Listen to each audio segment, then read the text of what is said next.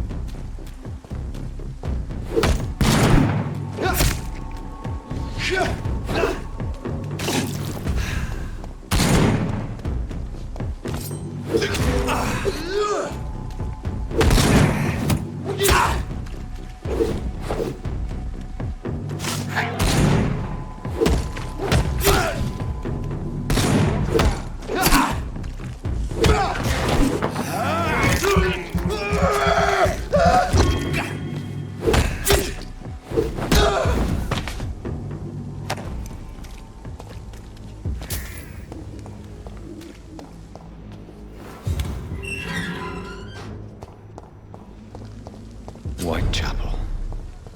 This neighborhood is linked somehow to the kind Lady Ashbury's blackmail. First, let's find this Petrescu fellow. Fuck you all! Fuck it all! Stop it now, Albert! Stop it! Me? I'll not die in some piss-stinking alley reeking worse than a week-old lavvy.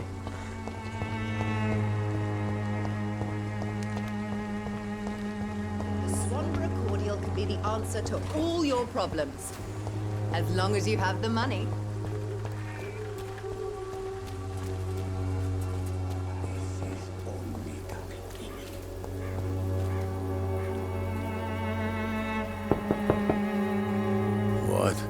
What do you want?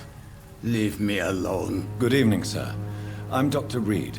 I'm looking for Nurse Dorothy Crane. There is no Dorothy Crane here. Now goodbye. I'm afraid this medical leaflet says the opposite, sir. Really? Well, I'm afraid I'm going to close this door right now. Go bother someone else, Mr. Doctor. To enter that house, I must discover who this man really is. Maybe I could start by observing what he's up to.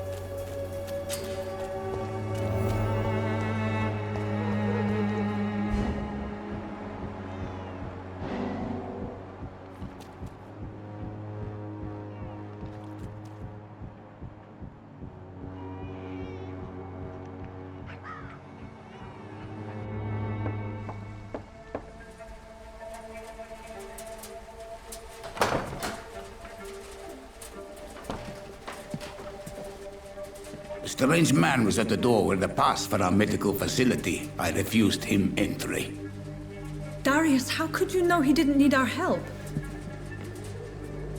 His clothes were too finely tailored to be from Whitechapel. Perhaps just a friend of that stray poet who is always about. Richard Nithercott? No, not of the same cloth, this man. I suspect some machination from that journalist. Clayton Darby.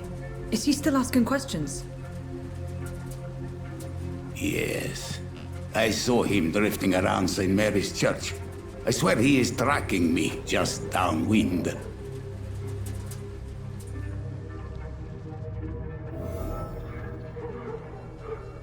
I must talk to that journalist or the poet. They must know about Darius.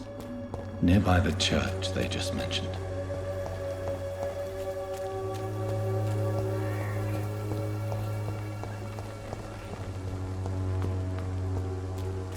Cheap price, good quality. Come on, take a look. Don't be afraid. Protection against malevolence and trickery. You are blinded. Excuse by me, your sir. false Are you faith. familiar with this part of town?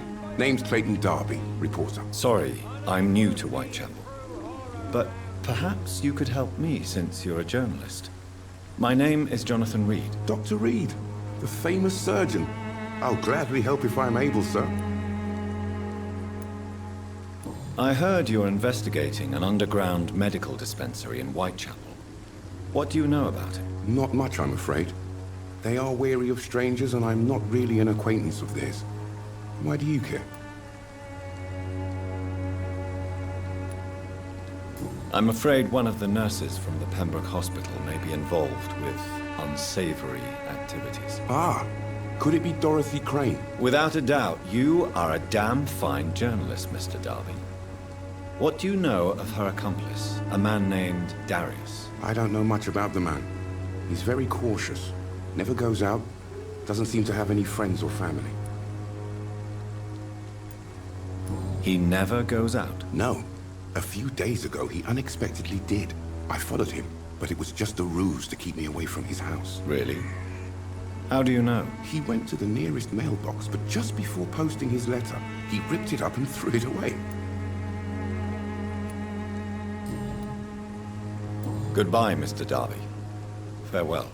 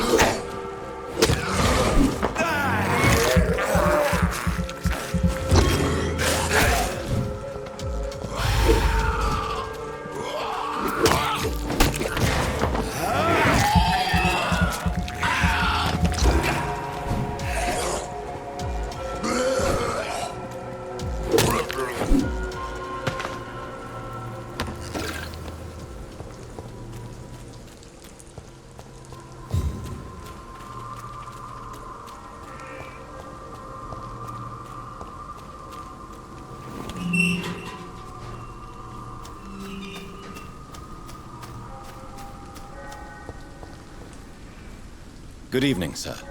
I'm Dr. Reed. I would like to ask you a few questions. Please be my guest.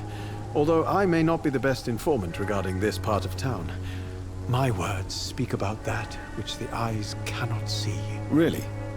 Are you an artist of some kind? I'm a poet, sir. Richard Nithercott, at your service. May I ask you a few questions about the district? Extraordinary part of town, is it not? I'll be glad to help you, if I can. What can you tell me about an old man called Darius? Darius Petrescu? Yes, I know him. At first, I thought he was only a small publisher. I invited him to publish my work, but his reaction was pretty clear. Not interested in your talent? Darius is an old political activist who takes delight in printing tracts and lampoons. Those communist activities only require mediocre writing skills.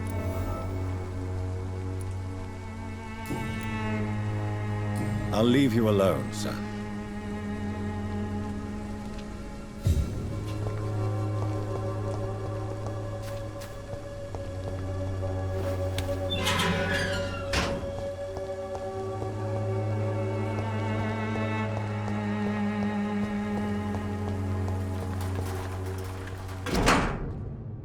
The content of Darius' letter to his children could give me more leverage to enter.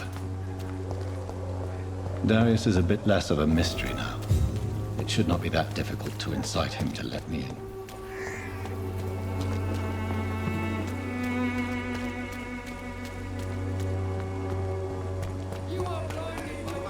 Come on, Barrett, you know the game. You pay for peace of mind.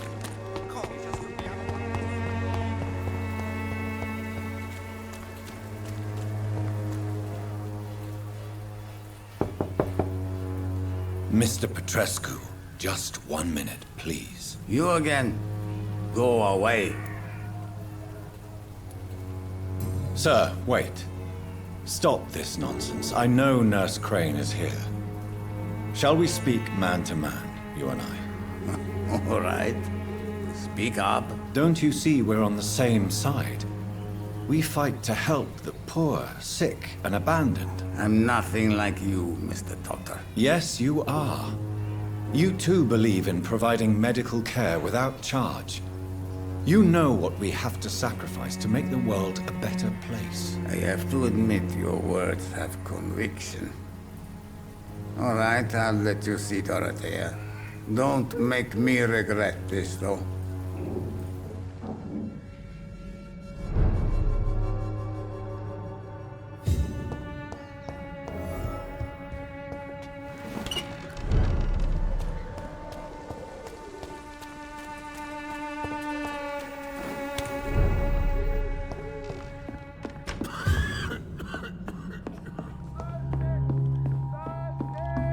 Razvan, control yourself. Calm. I need help. What do we have here, nurse? Patient Razvan Vasile. High fever running on 3 days. Complaints of dizziness, muscle aches, and head pain. Diagnosed with influenza. Treatment? Aspirin and salicin for the fever and discomfort. Liquids for dehydration, but he's having trouble keeping even water down. Thank you, nurse. Anything else I should know? He did lose consciousness this morning, but he's never had convulsions like these. He's not convulsing, he's choking. He's not getting any air. Scalpel! Hand me that scalpel! What can I do, Doctor?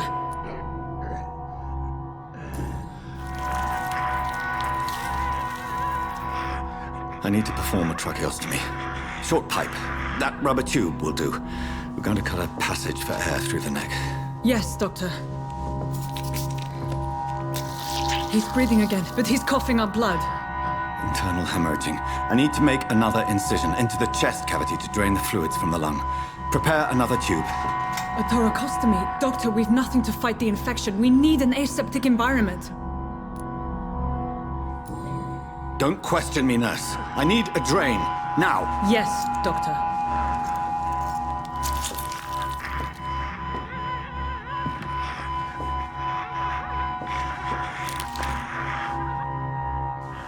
He's still bleeding, Doctor. I'm losing his pulse. The drain must have punctured the intercostal artery. There's too much blood. Are you all right, Doctor? I can't see.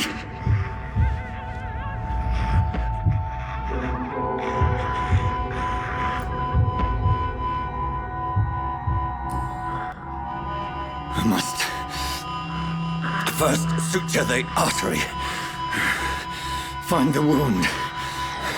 The source of the blood. Needle and thread, Doctor. Good. The stitches are holding.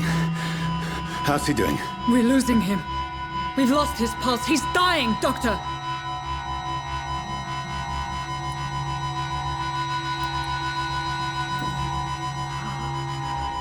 A dose of epinephrine, now. Yes, Doctor.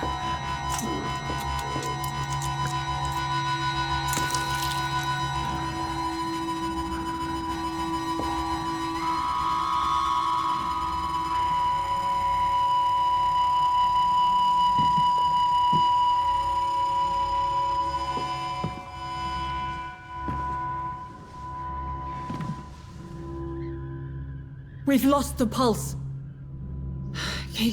He's gone, Doctor. Nurse, we did everything we could. Yes, I know. You are true to your reputation, Dr. Reed. Dedicated and precise. No one could have done more. This was not an influenza-induced seizure. I've never seen symptoms like these on the continent. Neither have I. But the previous symptoms leading up to this attack were the same, indistinguishable from the epidemic. No. There was something more vile in these reactions. Something primitive. There have been numerous reports of mental breakdowns caused by the fever that accompanies the flu itself, Doctor. Yes, but... I'd best take some samples of the blood for analysis.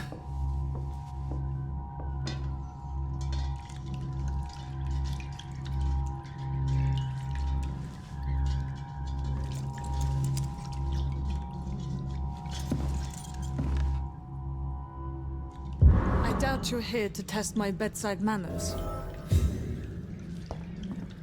I suspect it was more than intuition alone that led you to us. So, how might I be of service, Dr. Reed?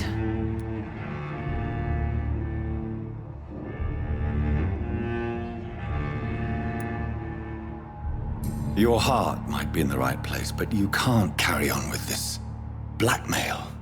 For God's sake, Dorothy, it's extortion. It's a serious crime. Doctor, you think your warnings scare me? I've stolen and plied, blackmailed and lied, but what else am I to do? I'm all these people have.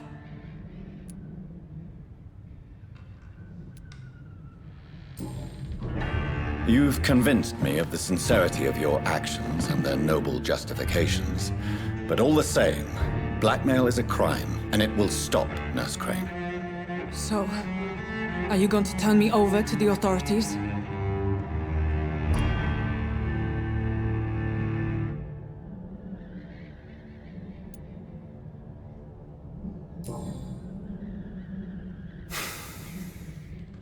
No. Your place is here. Jailing you would be an even greater crime. So, here is my proposition. I'll look the other way on your little enterprise. In exchange, you will resign from the Pembroke Hospital and provide me with medical supplies when the need arises. Dr. Reed! That sounds like a business proposition. My accomplice, then? No, just a privileged client.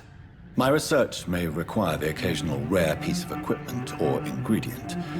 I'll pay good coin in exchange, fair and honest, to help finance your noble endeavors.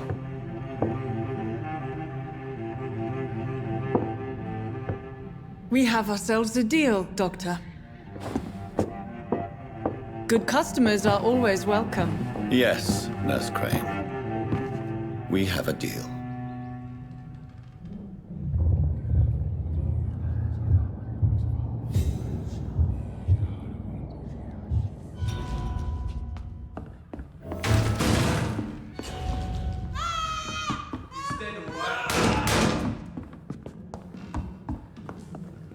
Oh, this one stinks already. Each spotted! Watch out!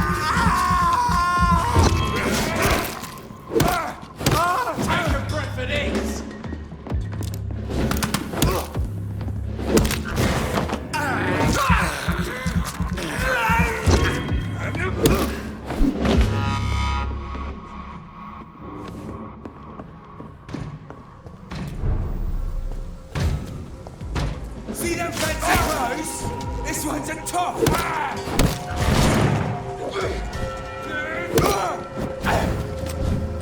Stupid thing!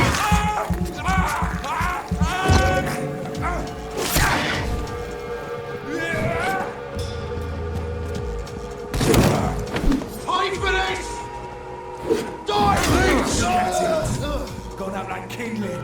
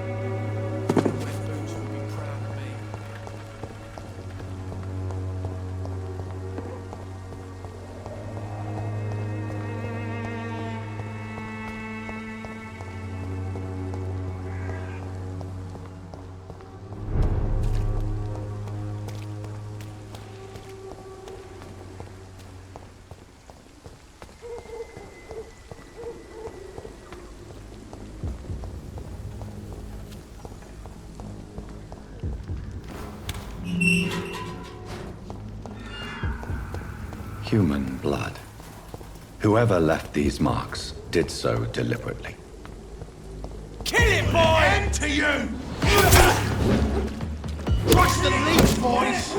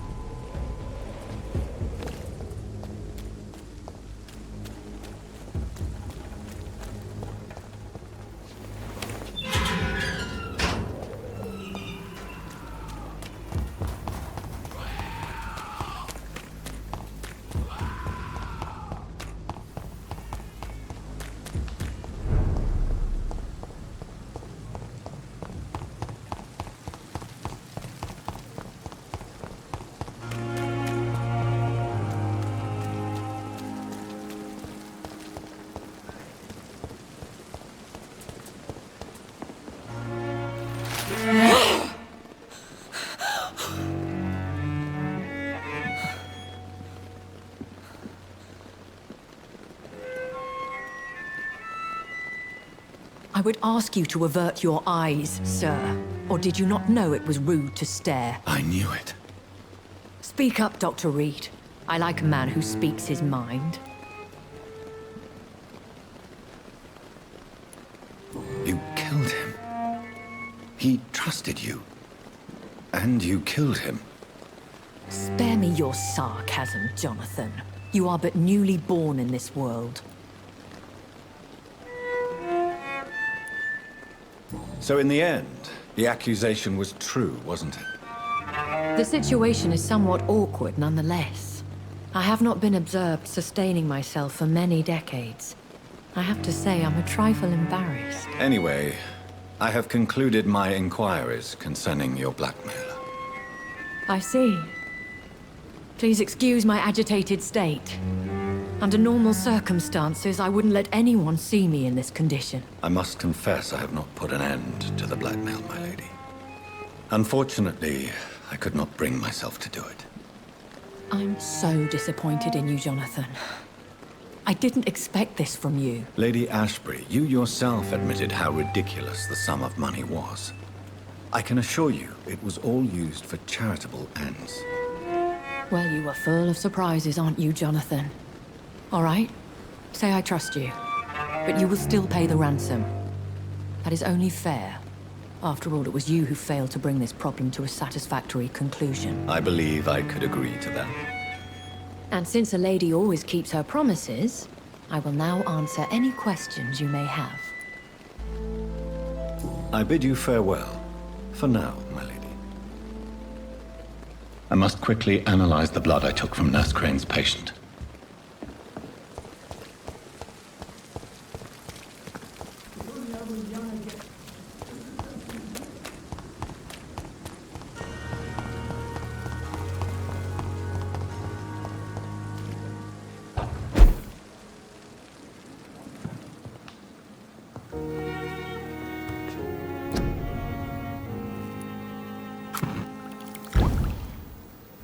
Razvan Vasile was infected by Spanish flu, but also has the highly unstable blood of the Scowls. Is the London vampire epidemic transmitted through the flu? I should talk to Dr. Swansea about it.